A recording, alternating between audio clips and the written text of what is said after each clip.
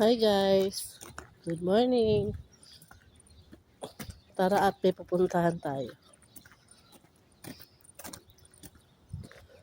Tahimik ka paligid.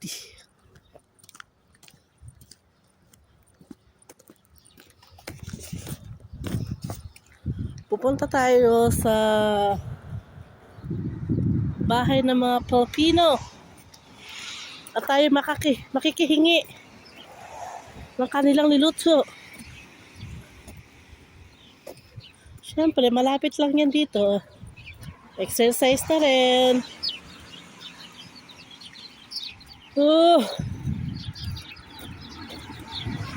Lakad-lakad din pag may time.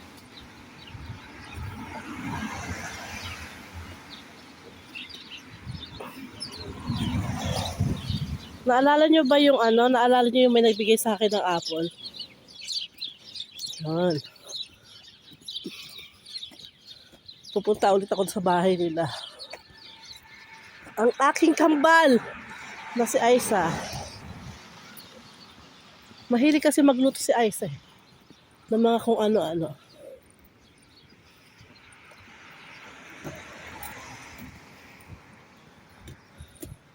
So,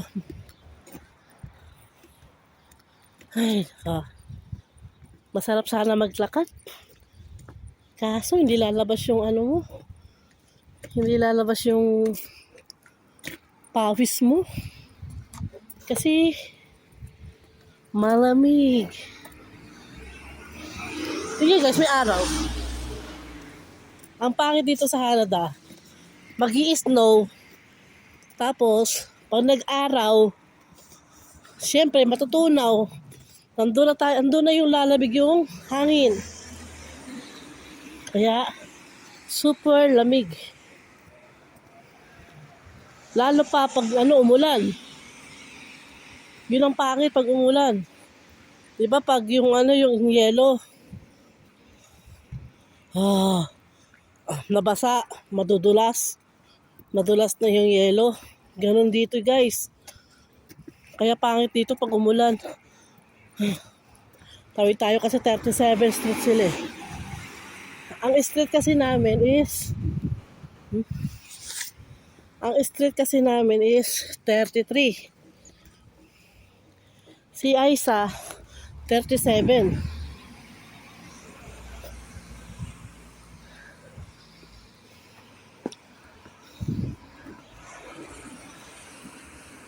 Ayan, 36. Tapos yung kabila naman, 37.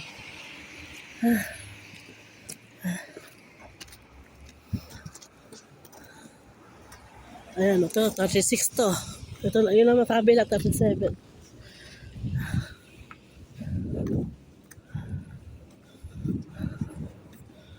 Ayan, 37 na yan. So, nandito na tayo sa street nila. Grabe lamig.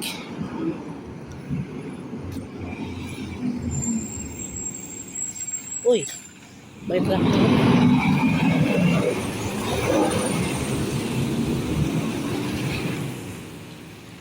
Hey guys, yung nakita nyo naman na guys, is truck ng basura.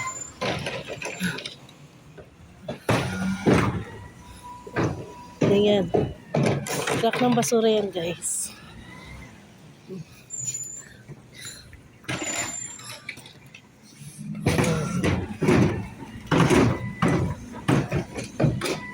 Nahuhulog na yung ko. Masarap pag marami kang kaibigan dito sa atin.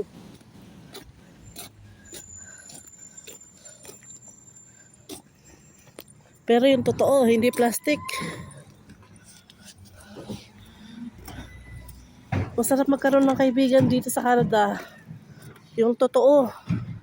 Hindi yung nakikipagplastikan lang sa'yo. Yung pagkaharap mo, mabait. Pero pag nakatalikod ka na, ano-ano na mga sinasabi sa'yo.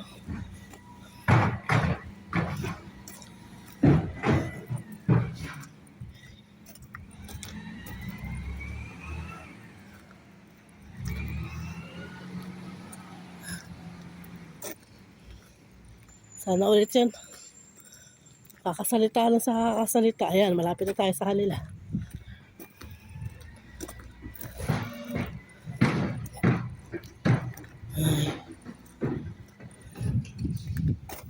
Ayan, malapit na tayo. Gitna kasi sila guys eh.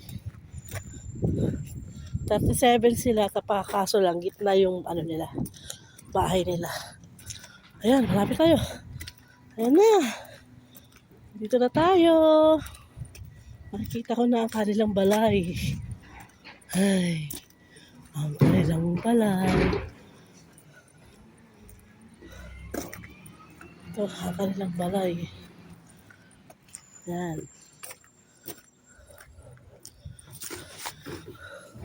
Ang cute oh. Cute ang ang ano nila oh. Snowman! Do you wanna build a snowman?